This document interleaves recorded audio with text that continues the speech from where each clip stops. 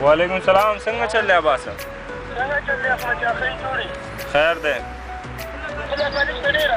بس درځم پلار مې سهار وختي جمعې ته تللی که نه جومات ته ځان سره یې ګاډي چابي موړې ده نو بس چابي رالم پلار درځم دا دی زه صحیح شو درغم دا دی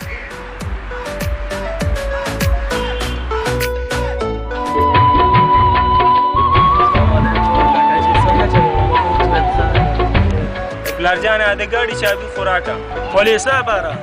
پلار جانه کالج کې فنکشن دی او 10 لکه روپو ګاډي کې په دې ځمه پرېږه چې په دې ملګرو مې روب دا وغورځي چې پته ورته ولګي چې 10 لکه روپو ګاډي کې راغو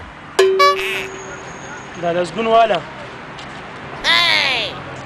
دا ولې پلار جانه ما خو ورنه یې ګاډي چابي غوښتې وه تا لسګون راکړو